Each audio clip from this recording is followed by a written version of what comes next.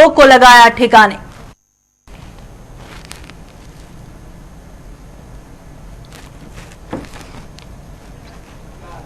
किश्तवाड़ सड़क हादसे में फिर लापता हुए 6 लोग। कार के नाले में लुढ़कने से पेश आया दर्दनाक हादसा। पिछले दिनों लापता 6 लोगों का भी नहीं मिल पाया कोई सुराग। जम्मू की सड़कों पर कल से फिर दौड़ना शुरू करेंगी मिनी बसें। यूनियन ने सरकार की गाइडलाइन का पालन करने का दिया भरोसा।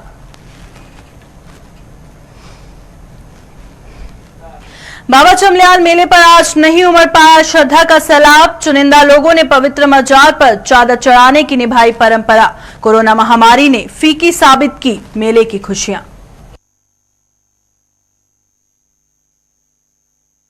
नमस्कार, जम्मू कश्मीर का ये खास बुलेटिन देख रहे हैं आप और मैं हूं प्रियंका गुप्ता आपके साथ। तो चलिए शुरुआत करते हैं जम्मू कश्मीर की खास खबरों के साथ। देश के खिलाफ बंदूक उठाने वाले आतंकियों पर सुरक्षा बल काल बनकर टूट रहे हैं। सुरक्षा बलों ने आज कश्मीर के सोपोर इलाके में 2 आतंकियों को मार दिया और साथ ही सोपोर के हरशिवा इलाके में हुई मुठभेड़ में सुरक्षा बलों को यह कामयाबी हाथ लगी।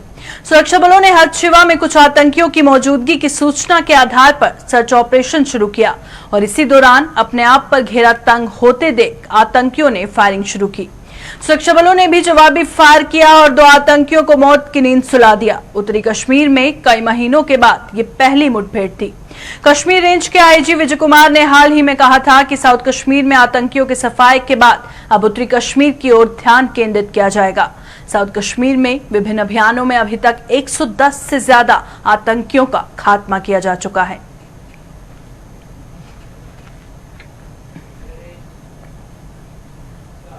जम्मू कश्मीर में देश के खिलाफ बंदूक उठाने वाले पाक परस्त आतंकियों का सुरक्षा बल जहां ताबड़तोड़ सफाया कर रहे हैं, तो वहीं आतंकी संगठनों के मददगारों को भी चुन चुनकर सलाखों के पीछे धकेला जा रहा है। सुरक्षा बलों ने कश्मीर घाटी में आतंकी संगठन लश्कर-ए-तैयबा के 5 शोर मददगारों को गिरफ्तार किया। पिछले 2 दिनों में लश्कर के 2 मॉड्यूल ध्वस्त किए गए, जिसमें उसके 9 मददगार धर दबोचे गए। दरअसल एक पुख्ता सूचना के आधार पर सेना की 2 राष्ट्रीय राइफल्स और बडगाम पुलिस ने जिले के नारबर इलाके में सर्च ऑपरेशन चलाया और इसी दौरान लश्कर-ए-तैयबा के 5 मददगारों को गिरफ्तार किया गया। इन 5 की पहचान इमरान रशीद, इफ्शा अहमद गनई, ओवैस अहमद, मोहसिन कादिर और आबिद राथर के रूप में की गई है। इन 5 से AK-47 राइफल के 28 राउंड, AK-47 राइफल की 1 मैगजीन और लश्कर-ए-तैयबा के 28 पोस्टर बरामद किए गए। ये सभी लश्कर आतंकियों को शरण देने के साथ साथ उनकी हर प्रकार की सहायता भी करते थे। इन सभी के खिलाफ मागाम पुलिस स्टेशन में मामला दर्ज कर आगे की कार्रवाई शुरू कर दी गई। बताते चले कि मंगलवार और बुधवार की मध्यरात्रि को सुरक्षा बलों ने सोपोर में लश्कर के ही 4 मददगारों को धर दबोचा था।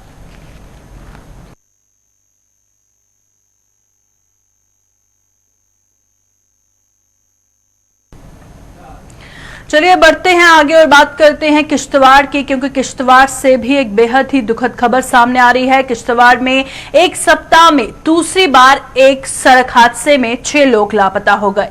जिले के पाडर इलाके के भोतनाले में एक कार के लुढ़कने से यह हादसा पेश आया और इससे पहले पिछले दिनों एक टिप्पर भी चिनाब दरिया में जा गिरा था और उसमें सवार 6 लोगों का आज तक कोई अता पता नहीं चल पाया।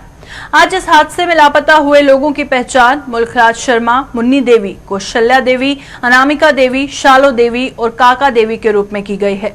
इस हादसे की सूचना मिलते ही पुलिस प्रशासन के अधिकारी मौके पर पहुंचे और लापता लोगों की छानबीन शुरू की।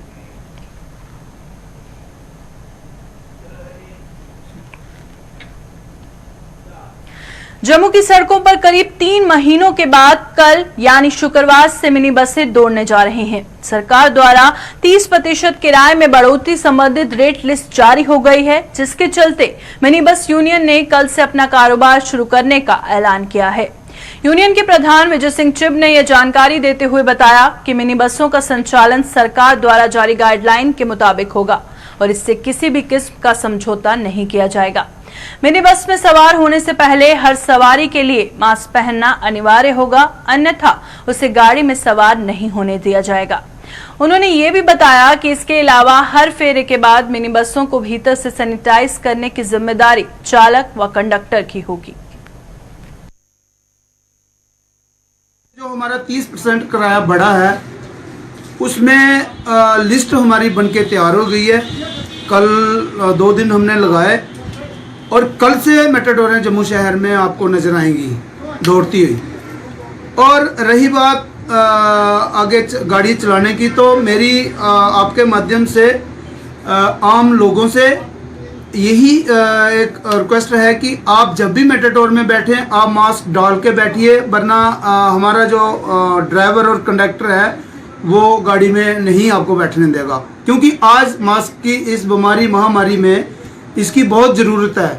आपने अपने आप को भी बचाना है और बाकी वालों को भी बचाना है। पंप और सैनिटाइजर जो होगी, जैसे गाड़ी एक चक्कर लगा के आई और किस जगह पे करना है, जैसे सवारी जैसे वो चढ़ती है वो हैंडल पकड़ते हैं, हैंडल पे करना है। जैसे सवारी बैठती है वहाँ वो लोहे की जो राडें होती है सीट के साथ, उस पर ये करना है, क्योंकि ये आज की डेट में ये बहुत ज़रूरी है। ड्राइवर ने खुद भी बचना है, कंडक्टर ने भी बचना है और सवारियों को भी बचाना है, क्योंकि हमारी एक जिम्मेवारी बनती है इस बीमारी से खुद भी बचा जाए और लोगों को भी बचाया जाए। जिला सांबा के रामगढ़ सेक्टर में आईबी पर हर साल की तरह आज आयोजित किया गया चमलियाल मेला फीका साबित हुआ। कोरोना महामारी के चलते इस बार एहतियात इस मेले को स्थगित कर दिया गया, जिसके चलते आज यहां जम्मू संभाग के साथ साथ देश के अन्य राज्यों के श्रद्धालुओं का सैलाब नहीं उमड़ पाया। आज बाबा दिलीप सिंह मनहास की मजार पर बाबा चमलियाल कमेटी के साथ साथ रामगढ़ के तहसीलदार, बीएसएफ के अधिकारियों और जवानों व कुछ स्थानीय लोगों ने चादर चढ़ाने की रस्म पूरी कर कोरोना महामारी से जल्द निजात मिलने और जम्मू कश्मीर के अमन व शांति की दुआएं मांगी। पाकिस्तान की नापाक हरकतों के चलते उसे पिछले कुछ सालों उसे सोर से शक्कर व शरबत भी नहीं सौंपी जा रही। पाकिस्तान ने 2018 में इस इलाके में फायरिंग कर बीएसएफ के 4 अफसरों को शहीद कर दिया था।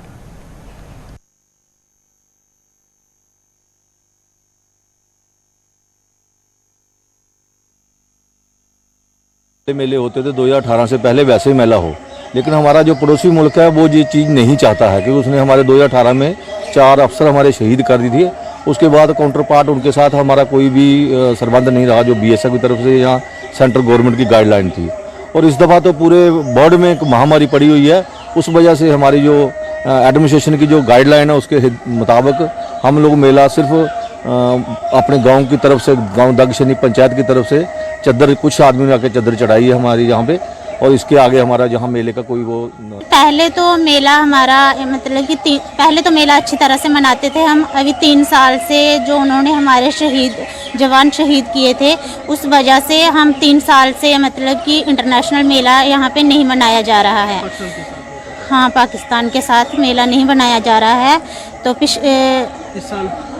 इस साल हम कोरोना वायरस की वजह से हम ये मेला नहीं कर पा रहे हैं, तो हमने ये गवर्नमेंट की हिदायत के मुताबिक अपनी पंचायत ने ही जहाँ पे बाबा चमलियाल के चादर चढ़ाई है, और इसी तरह ही कुछ चंद बंदों ने ही माथा टेकने यहाँ पे आए हुए। क्या क्या प्रार्थना की बाबा जी से?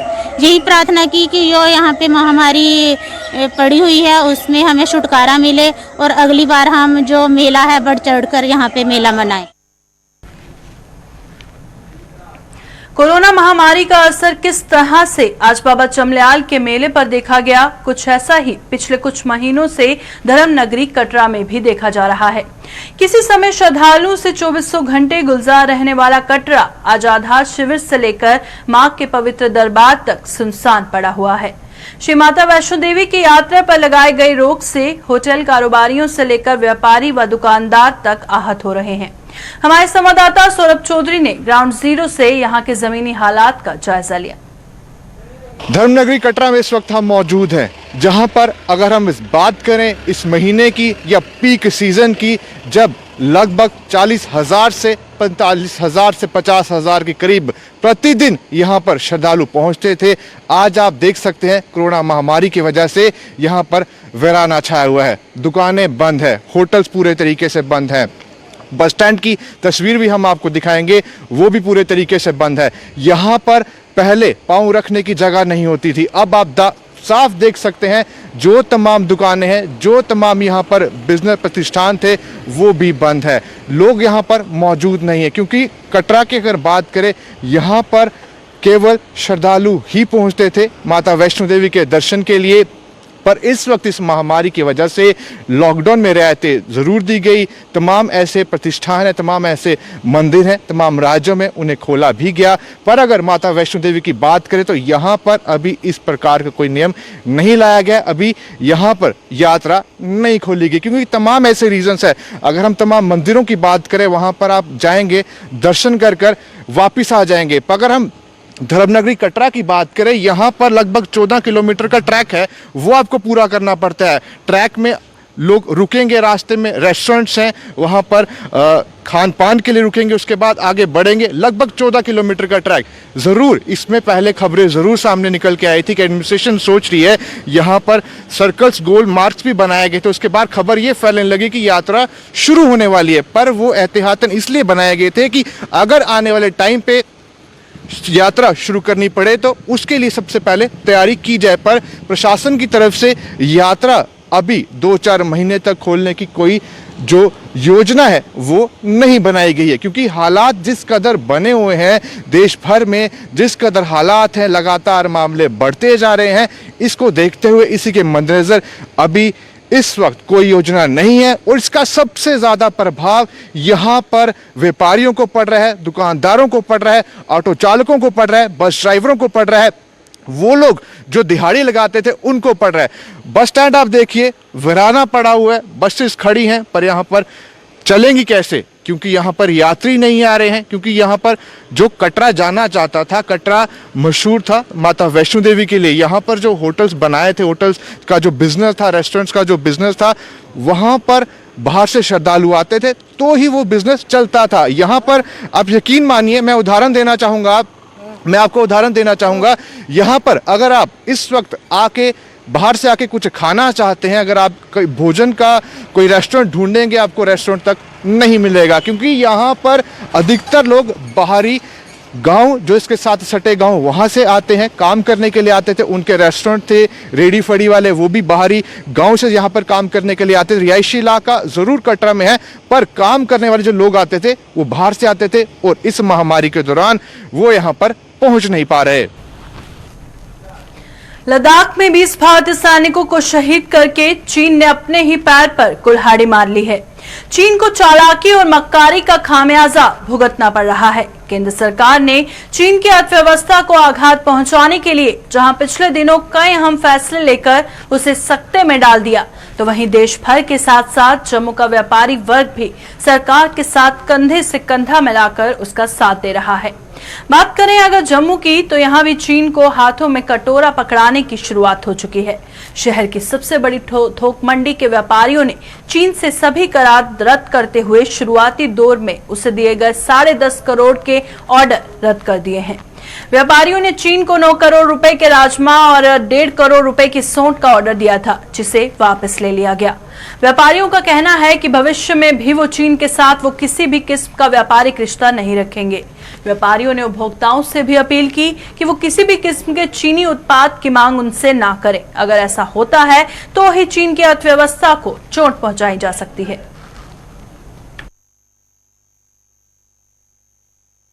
मीटिंग बुला के, और हमने जितने भी हमारे 2 सामान आते थे, एक चाइना का राजमाश आता था और सुंड आती थी, और हमने उसका बायकॉट किया और 9 करोड़ रुपए का जो चाइना का राजमा का ऑर्डर जो है हमने कैंसिल कर दिया है, और 1.5 करोड़ की सुंड का ऑर्डर जो है वो कैंसिल कर दिया है चाइना का।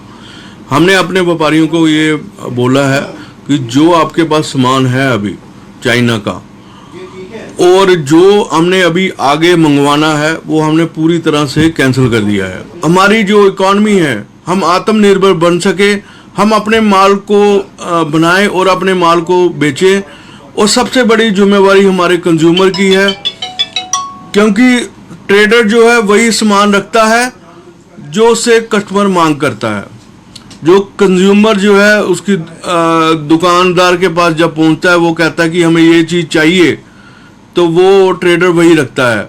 अगर कंज्यूमर चाइना के प्रोडक्ट की मांग ना करे, चाइना के सामान की मांग ट्रेडर से ना करे, तो मैं समझता हूं कि जो चाइना की इकोनॉमी है वो 50% जो है इस समय जो चल रही है वो कम हो जाएगी। और अपील करना चाहता हूं, जो लोग मेरा इंटरव्यू सुन रहे हैं, जो देख रहे हैं, उनसे ये कहना चाहता हूं, आप चाइना के प्रोडक्ट का बहिष्कार करें और साथ में अपने साथ 10 और लोगों को मोटिवेट करें, जागरूक करें कि हम चाइना का सामान ना बेचें, ना खरीदें। चीन को उसकी औकात दिखाने के लिए जहां व्यापारियों ने कमर कस ली है, तो वहीं प्रिंटिंग व्यवसाय से अपने पैरों पर खड़े हुए युवा भी चीनी उत्पादों का बहिष्कार करने के प्रति लोगों को जागरूक कर रहे हैं। खास बात यह है कि लोग भी अब जागरूक हो रहे हैं और देश में निर्मित सामान को ही तरजीह दे रहे हैं।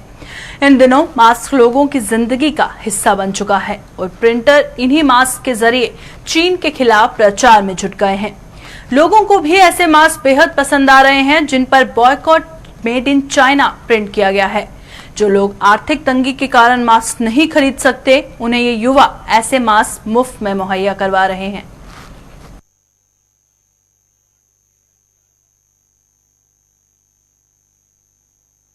तो लड़ रहे हैं बॉर्डर पे, अब हम भी सपोर्ट करना चाहते हैं। हम अपने हिंदुस्तान को या फौजी भाइयों को कैसे सपोर्ट करें?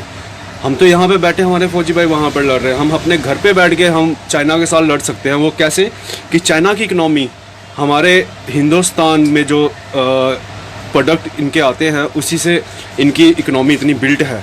अदरवाइज़ अगर हम हिंदुस्तान अगर हम ये ठान लें कि हम चाइना प्रोडक्ट बिल्कुल यूज़ ना करें, हम बिल्कुल इसको बाइकआउट करें, तो चाइना की इकनॉमी बिल्कुल ज़ीरो हो जाएगी और उसको हमारे आगे घुटने टेकने ही पड़ेंगे। उनके पास और कोई दो राय नहीं है। जो आज हमें जो ये बॉर्डर पे आंख दिखा रही है, यही हमारे आगे हाथ जोड़ के खड़े हो जाएंगे।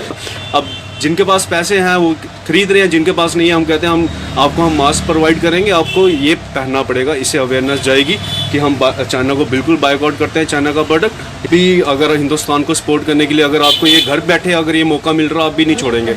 और ये पूरी जम्मू की जनता को काफ़ी सपोर्ट दे रही है और हिंदुस्तान की जनता तो है ही है इसको।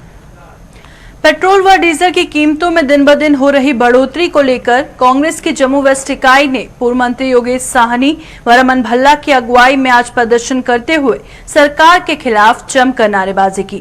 कांग्रेस नेताओं ने कहा कि मोदी सरकार की सभी नीतियां गरीब विरोधी हैं। इतिहास में ये पहली बार देखा गया कि पेट्रोल व डीजल की कीमतों में लगातार हर रोज इजाफा हो रहा है, जिसका बोझ आम जनता पर पड़ रहा है। उन्होंने कहा कि लॉकडाउन से त्राही कर रहे लोगों को आर्थिक पैकेज देने के बजाय यात्री किराए में बढ़ोतरी व टोल प्लाजा द्वारा भाजपा सरकार लोगों की जेबें खाली कर रही है। जो मोदी सरकार ने नीतियां अपनाई हैं वो सारी गरीब विरोधी नीतियां यहाँ पे हैं। और पेट्रोल और डीजल की महंगाई क्योंकि 17 दिन लगातार हुआ, जो इतिहास में कभी ऐसा देखने को नहीं मिला। और उसका बोझ आया किस पे? ये लोग सोचने पे मजबूर हैं कि यहाँ पे आपने पेट्रोल और डीजल की कीमतें बढ़ाई, वहाँ 30% किराया भी बढ़ा दिया, टोल प्लाजा से वसूली भी शुरू कर दी। लोगों के पास आमदन का जरिया कुछ है नहीं। जम्मू कश्मीर पे लॉकडाउन के लोग त्राही कर रहे हैं। लोग आर्थिक मांग यहाँ पे कर रहे थे, कोई ना कोई हमें बंदोबस्त करके दे दो, कोई पैकेज हमें दे दो।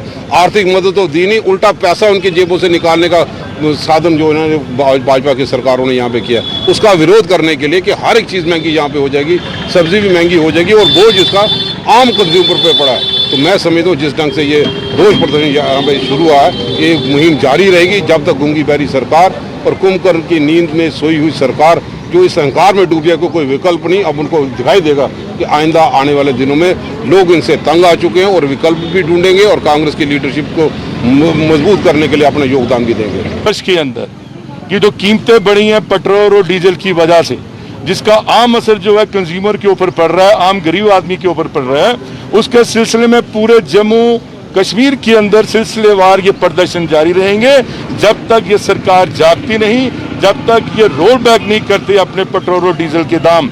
आज हालत देखिए, इसीलिए आज हमारे ब्लॉक प्रेसिडेंट उनके नेतृत्व के नीचे रमन जी और हम लोग और हमारे उत्तम सिंह जी, हमारे कांता बहन जी, वीरेंद्र सिंह, जो जितने सीनियर लीडर है कि हमारी ब्लॉक कमेटियां हर जगह संघर्ष करेगी और हम लोग इस सरकार को जगाएंगे और जगाएंगे और आम आदमी की आवाज इन तक पहुंचाएंगे जब तक ये सरकार होश में नहीं आती। अपने जो किराए जो बढ़ाए हुए हैं पेट्रोल और डीजल के दाम, इसको कम नहीं करते, इसलिए हमारा संघर्ष जारी रहेगा।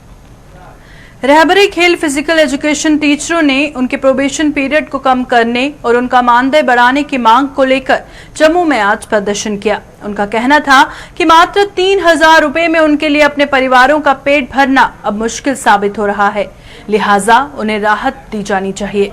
इन टीचरों ने उनके मांगों पर गौर करने के लिए गठित की गई कमेटी से उनके हक में जल्द से जल्द फैसला लेने की अपील की।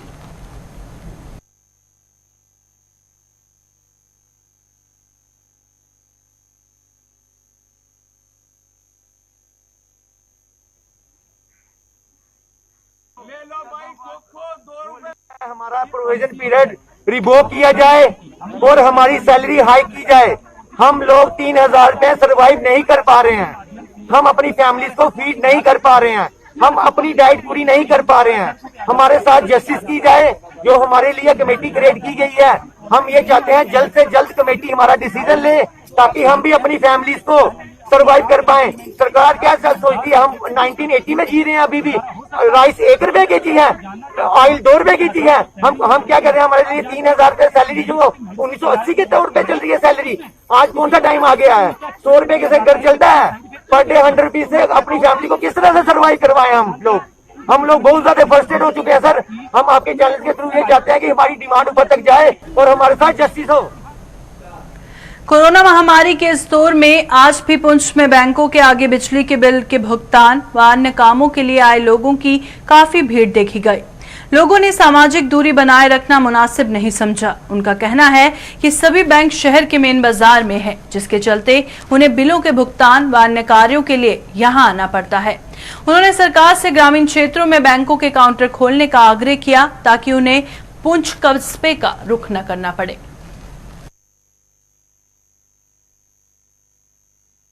बैंकों के अंदर आवाम की बहुत बड़ी मजबूरी है जनाब। इस वक्त अगर देखा जाए, लोगों ने बिजली के बिल देने हैं, या तो माजूर लोग हैं या बुजुर्ग लोग हैं वो पेंशन के लिए आते हैं, या इसी तरीक़ा से अगर देखें कि नरेगा के अंदर लोगों ने काम किया है, उन लोगों को पैसे की ज़रूरत है, वो बैंकों में आते हैं।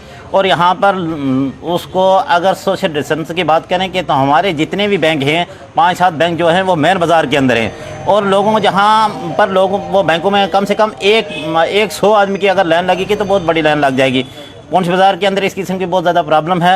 इन बैंक बरान जो है, इनको ख़ास करके बिजली के बिल जो हैं ये देहात में वहाँ पर काउंटर खोला जाए और बिजली के बिल वहाँ पर लोगों से रिसीव किए जाएं, ताकि लोगों को यहाँ पर आने की ज़रूरत ना पड़े। लद्दाख की गलवान घाटी में शहीद हुए भारतीय सैनिकों को श्रद्धांजलि अर्पित करने के लिए उधमपुर के सीनियर सिटीजन क्लब द्वारा एक कार्यक्रम का आयोजन किया गया। इसमें कस्बे के अलग अलग संगठनों के सदस्यों ने शहीद सैनिकों को भावभीनी श्रद्धांजलि दी। इस अवसर पर क्लब के अध्यक्ष महदीप सिंह जम्वाल ने लोगों से चीन निर्मित सामान का बहिष्कार करने की अपील करते हुए कहा कि अगर ये अपील प्रधानमंत्री की ओर से की जाए तो उसका ज्यादा असर होगा।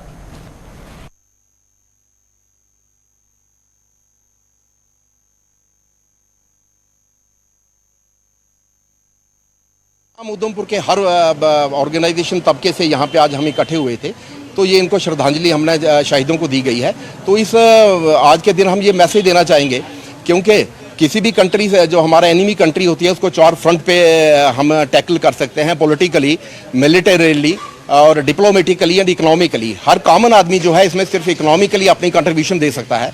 और हम क्योंकि पूरे भारत से ये आवाज़ें उठ रही हैं कि चाइना के प्रोडक्ट जो है उसको बाइकआउट किया जाए, तो हम इसमें ये कहना चाहेंगे कि अगर इसी तरह की जो अपील है हमारे माननीय प्रधानमंत्री जी की ओर से निकल के आती है तो उसका पूरे भारत पे एक इम्पैक्ट होता है और इमीडिएटली चाइना को एक ज़बरदस्त इकोनॉमिकली पहुंचेगा। साथ ही हम ये भी कहना चाहेंगे कि भारत की इकॉनमी जो है वो उसमें चाइना की इकॉनमी का बहुत बड़ा प्रोडक्ट है। हम 3 प्रकार के जो प्रोडक्ट है चाइना से करते हैं। एक तो फिनिश प्रोडक्ट, एक ऐसे प्रोडक्ट जो हम यहाँ पे बनाते हैं लेकिन उसका जो कंपोनेंट्स है वो हम चाइना से इंपोर्ट करते हैं, और तीसरा लो कॉस्ट मशीनरी। इस पे हमारी इंडिया की इकॉनमी भी डिपेंड करती है। तो हम ये चाहेंगे कि गवर्नमेंट ऑफ इंडिया को इन चीज़ों को हिंदुस्तान में बढ़ावा देकर चाइना के इन प्रोडक्ट को जो है वो उसको बाइकआउट करने की सरकार की तरफ से जो होगी वो ज़्यादा इफेक्टिव होगी। कॉमन मैन की आवाज़ जो है वो कम ही असरदार होती है।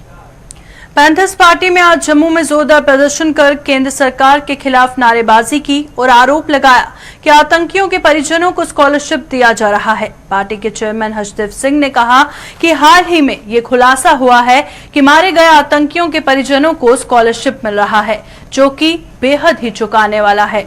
उन्होंने कहा कि भाजपा की सरकार में भी आतंकियों के परिजनों को स्कॉलरशिप दिया जाना भाजपा का दोहरा चरित्र दिखाता है।